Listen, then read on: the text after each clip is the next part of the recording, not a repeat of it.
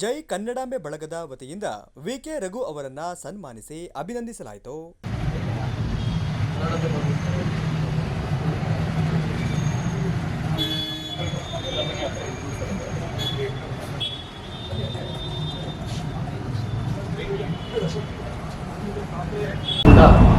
ಶ್ರೀಯುತ ವಿಕೆ ರಘು ಅವರು ಇನ್ಮೇಲೆ ನಮ್ಮ ಚಿಕ್ಕಮಗಳೂರು ನಗರದ ಜಲಯೋಗಿ ವಿಕೆ ರಘು ಅಂತೇಳಿ ಪ್ರಸಿದ್ಧಿಯಾಗಿದ್ದಾರೆ. ಈಗಾಗಲೇ ನಮಗೆಲ್ಲರಿಗೂ ಗೊತ್ತಿದ್ದಾಗೆ ವಿಶ್ವ ದಾಖಲೆಯನ್ನು ಮಾಡಿದ್ದಾರೆ.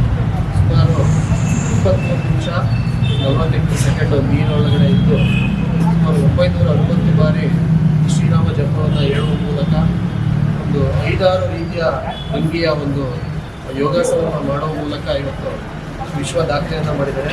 ಇದು ನಮ್ಮೆಲ್ಲರಿಗೂ ಕೂಡ ಸಂತೋಷದ ವಿಚಾರ. ವಿಶೇಷವಾಗಿ ನಮ್ಮ ಚಿಕ್ಕಮಗಳೂರು ನ್ಯಾಯಾಲಯಕ್ಕೆ ಹೋದರೆ ನಮಗೆ ಫಸ್ಟ್ ಕಾಣೋದೇ ನಮ್ಮ ವಿಕೆ ರಘು ಸರ್ ಅವರು. ಭಾಳ ಇದು ಕಡಿಮೆ ದರದಲ್ಲಿ ನಮಗೆಲ್ಲರೂ ಕೂಡ ನೋಟರಿಯನ್ನು ಮಾಡ್ತಿರೋ ಮುಖಾಂತರ ನಮ್ಮ ಚಿಕ್ಕಮಗಳೂರು ನಗರದ ಜನತೆಗೆ ಪ್ರಖ್ಯಾತಿಯಾಗಿದ್ದು ಈಗ ವಿಶ್ವ ದಾಖಲೆಯೊಂದಿಗೆ ಮತ್ತೊಮ್ಮೆ ನಮ್ಮೆಲ್ಲರ ಒಂದು ಮನಸ್ಸಿಗೆ ಖುಷಿಯನ್ನು ಕೊಟ್ಟಿದ್ದಾರೆ. ಅವರಿಗೆ ಮುಂದೆ ದೇವರು ಆರೋಗ್ಯ ಆಯುಷ್ಯವನ್ನು ಕೊಟ್ಟು ಕಾಪಾಡಲಿ ಅಂತೇಳಿ ಜೈ ಕನ್ನಡಾಂಬೆ ಬಳಗದ ವತಿಯಿಂದ ನಾವಾಗಲೂ ಕೂಡ ಕೇಳ್ಕೊಳ್ತೀವಿ. ಚಿಕ್ಕಮಗಳೂರು ಜಿಲ್ಲೆ ಹಲವು ವೈಶಿಷ್ಟ್ಯಗಳಿಗೆ ದಾಖಲೆಗಳನ್ನು ಈಗಾಗಲೇ ಪಡೆದಿದೆ. ಅಂತಹ ವೈಶಿಷ್ಟ್ಯಗಳಿಗೆ ಮತ್ತೊಮ್ಮೆ ಇಡೀ ದೇಶ ಪ್ರಪಂಚ ಬಹುಶಃ ಇಲ್ಲಿ ಮತ್ತೊಮ್ಮೆ ತಿರುಗುವಂತೆ ಮಾಡಿದ್ದಾರೆ ನಮ್ಮ ವಿಕೆ ರಘು. ಹಾಗಾಗಿ ಮೊದಲು ಅವರಿಗೆ ಅಭಿನಂದನೆಗಳನ್ನು ಸಲ್ಲಿಸುತ್ತಾ, ಬಹುಶಃ ಚಿಕ್ಕಮಗಳೂರಿನಲ್ಲಿ ನಾನು ಹಲವು ದಾಖಲೆಗಳನ್ನು ನೋಡಿದ್ದೇನೆ. ವಿಶ್ವ ದಾಖಲೆಗಳನ್ನು ಪಡೆದಿರುವ ಯಾವುದೇ ದಾಖಲಾತಿಗಳು, ಯಾವುದೇ ನನಗೆ ತಿಳಿದ ಮಟ್ಟಿಗೆ ಯಾವುದೇ ದಾಖಲಾತಿಗಳು ಇಲ್ಲಿ ಇದು ಆಗಿರೋದಿಲ್ಲ. ಹಿಂದೆ ಮುಗುಳುವಲ್ಲಿಯವರು ಅಪ್ಪ ಮಗ ವಿಶ್ವ ದಾಖಲೆ ಮಾಡೋಕ್ಕೆ ಹೋಗಿ ಆ್ಯಕ್ಚುಲಿ ಒಂದು ದುರಂತದಲ್ಲಿ ಅವರು ಆ ಸಾಧನೆಯನ್ನು ಮಾಡೋಕ್ಕೆ ವಿಫಲರಾಗ್ತಾರೆ.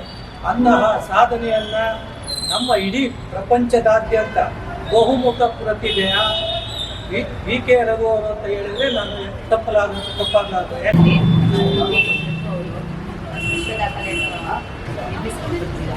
ಅವರಿಗೆ ನಮ್ಮ ಪರವಾಗಿ ಹೃತ್ಪೂರ್ವಕ ಅಭಿನಂದನೆ ಸಲ್ಲಿಸುತ್ತಾ, ಬೇರೆಯವ್ರಿಗೂ ಸಹ ಇದೇ ರೀತಿ ಪ್ರೇರಣೆ ಆಗಲಿ, ಒಳ್ಳೊಳ್ಳೆ ಮತ್ತೆ ಸಾಧನೆಯನ್ನು ಮಾಡಲಿ ಅಂತ ಇದ್ದಾರೆ. ಚಿಕ್ಕಮಗಳೂರು ನಗರದ ವಕೀಲ ವಿಕೆ ರಘು ಅವರು ಜಲಯೋಗ ಸಾಧನೆಯಲ್ಲಿ ವಿಶ್ವ ದಾಖಲೆ ನಿರ್ಮಿಸಿದ್ದಾರೆ.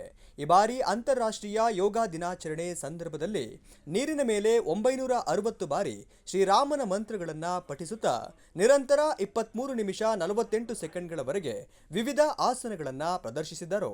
ಇದನ್ನು ಪರಿಗಣಿಸಿದ ವರ್ಲ್ಡ್ ಬುಕ್ ಆಫ್ ರೆಕಾರ್ಡ್ ಸಂಸ್ಥೆಯು ರಘು ಅವರಿಗೆ ವಿಶ್ವ ದಾಖಲೆಯ ಪ್ರಮಾಣ ಪತ್ರವನ್ನ ಘೋಷಿಸಿದೆ.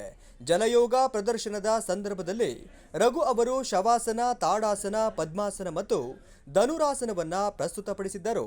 ಈ 4 ಪ್ರಮುಖ ಆಸನಗಳು ಶ್ರೀರಾಮ ತಮ್ಮ ಜೀವನ ಶೈಲಿಯ ಭಾಗವಾಗಿಸಿಕೊಂಡಿದ್ದ ಹಿನ್ನೆಲೆಯಲ್ಲಿ ಅವುಗಳನ್ನೇ ಆಯ್ಕೆ ಮಾಡಿಕೊಂಡಿದ್ದಾಗಿ ರಘು ಅವರು ತಿಳಿಸಿದ್ದಾರೆ.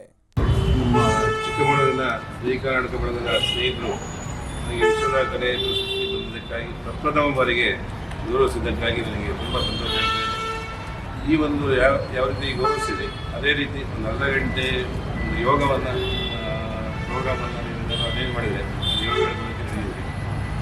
ಅದೊಂದು ಆರೋಗ್ಯದ ಒಂದು ಸಂಗೀತ ಹಾಗಾಗಿ ಒಂದು ಈ ಥರ ಇದೆ. ಮತ್ತು ಹನುಮಂತನ ಭಕ್ತನಾಗಿ ಶ್ರೀರಾಮನ ಒಂದು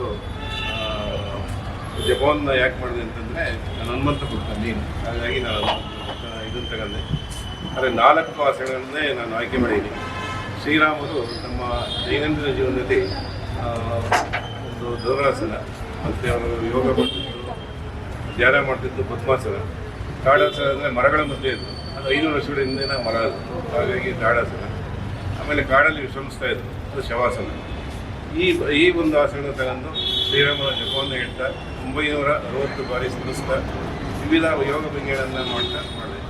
ಅದರಲ್ಲಿ ಒಂದು ಕಾಕತಾಳಿ ಅಂದರೆ ನಮ್ಮ ತ್ಯಾಗರಾಜರು 100 ವರ್ಷಗಳ ಹಿಂದೆ 960,000 ಸರಿ ಜೀವನ ಪರ್ಯಂತ ಜಪ ಮಾಡ್ತಾರೆ.